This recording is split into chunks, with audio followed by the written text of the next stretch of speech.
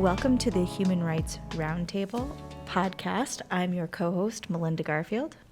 And I'm Danielle Sutton, co-host and co-chair of the Human Rights Task Force in Westwood. And we are so happy you joined us. Each episode we have been interviewing the Westwood Human Rights Task Force members, and today we are here with Connie Rizzoli. Thank you, Connie. So why don't you start by telling us, how did you get involved first with the Human Rights Task Force? Sure. So I am a member of the Commission on Disabilities in Westwood, and when the Human Rights Task Force was organized, it was requested that somebody from the Commission volunteer to be on this, and all of the issues that the Commission deals with are so near and dear to my heart that I gleefully agreed to join. All right, Connie, so we obviously know each other a bit from our time in the HRTF and even beforehand, but we know you previously worked in the state legislature. Describe what types of changes were being made concerning DEI initiatives before you retired. Wow. So almost the whole time that I was in the legislature, about 30 years, I was involved in education law, and so many of the issues that I dealt with had to do with equity.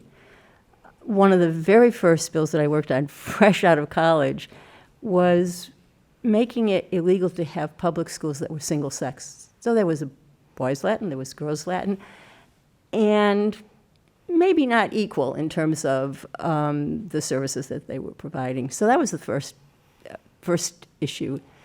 And then there was the issue of whether or not to provide bilingual education for non-speaking students. And the theory behind that was, if you're in the classroom and the whole thing is in English and you can't understand anything, you're not going to do well in school. But if you start teaching in the native language and little by little add English, you're going to have your content and you're going to have your language. And then the one that I think I'm most identified with and am most passionate about was working on the passage of Chapter 766, the state special education law. And at the time that came up, a school system could say, no, they could say, we can't educate you. You're uneducable. End of story. And 766 was revolutionary. It said every child, regardless of their special needs, has a right to an education. And it was landmark legislation then. It actually was signed into law 50 years ago this July. Wow. So we're coming up to a big milestone. And then that law became a model for the federal special education law. And the other issue that was really tough was I worked for the legislature during forced busing. And saw firsthand the good, the bad, and the ugly. So all of these issues had a profound impact on, forming my values as I went forward. What has your professional work taught you about how groups of people can make progress in areas of human rights, diversity, equity, and inclusion? Wow. So let me go to the special ed model for starters. There was a woman, her name was Martha Ziegler. She was a high school English teacher, and she had a disabled child. She quit her job and spearheaded the parents' movement to pass our state special education law. At the time, depending on what your disability was, the state reimbursed you 50% or 100%, and so all of the different disability groups were against each other. I need the funding. You should be funding me at 100%. And Martha said, we all have children with special needs. We should all be working together. And she got all of the organizations together to lobby for the passage of the state law. And then she said, it's not enough to pass the law. I need to make sure that it's implemented. And she was the founder of the Federation for Children with Special Needs, which you may have heard of. It is a national model, outstanding place where parents of children with special needs can go to get help. And to me, in all of my years at the State House, it if you wanted to talk about how one person could really make a difference in an area that if you had said to her a year ago, this is what you're going to do, she would have said impossible.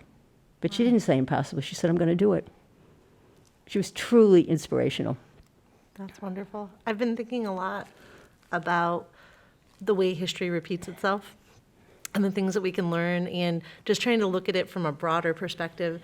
And I know we feel the tensions in our own community and kind of nationwide around, things like, I think of recent school committee meetings, right, here and in other places. And I think about the idea of how we make education safe and accessible to all. And it just seems to mirror so much of what went on during those battles around special education in Massachusetts and federally, when we talk now about, the right of transgender students and the right of students, LGBTQ plus, students to feel safe in their environment. And I'm wondering, I guess there isn't an answer. It's just a general thought of I feel like we've been here before, and we can look to the way that movement went and the way that education became accessible to students with special needs, and think about that in light of the current, issues where we have people really pushing up against each other. I think it's an issue of respect. You have to look at the next person and not see the other. You have to see a fellow human being, and you need to relate to them as a human being. And I think it comes down to respect. If you respect each other, you can come up with solutions. And in the debate over special education, people respected each other. They had different thoughts. They had different goals. There were people who were opposed, but not violently. And yet, when I look at the history of the racial imbalance law, you were dealing with raw emotion, lack of respect, hate. If you're throwing a rock at a kid at a school bus, you're not seeing that person as your equal. And if we could all just take a breath and see we're all human beings and we all have value, and let's listen to each other, I think that's the way you should do it. It's when you don't listen. Right. So in what ways do you see that we can make improvements in our community? I think we need to listen to the community. I think we need to be aware of the issues that are out there, and I think we need to be a voice for the people who think that they don't have a voice. And both of you and I know that there are people in the town right now who feel excluded or different or not welcome or fearful or all of the above. And we have to listen to them and ask them, what can we do and how can we help? And when you think about having those difficult conversations, how would you suggest we bring people together to discuss hard topics? So, it's funny. In the legislature, we dealt with a lot of tough topics. And we sat around the room and we discussed it. And Democrats and Republicans and liberals and conservatives, everybody respected each other. And I used to say, you're working on an issue that everybody disagrees on. Listen to what everybody says. And then I'd say, you'd sort of shake it down and you'd see that actually there was some commonality coming out of it. And so we need to listen to people who disagree with us. But we need to do it in a respectful way on both sides, on all sides. And I'm not sure that's done these days. Right. How do you see the Human Rights Task Force moving forward, bringing information and education to the community? I know we talked about a lot about that at our last meeting, but what are your hopes and thoughts on that? Well, I think even these sessions help. I think the town needs to know that we're there. I think we need to be visible. I think people need to know this is a safe place that they can come to, that I think protecting their confidentiality is important, and that on the town side, people have to feel that we are not being judgmental, but that we are providing information or guidance or whatever. So I think the more that people know about us and our vision, and it's not just us. I mean, we were created by the town, so it's the town's vision that we need to publicize who we are, what we're doing, and how we think we can help. Those were all of our questions for you today.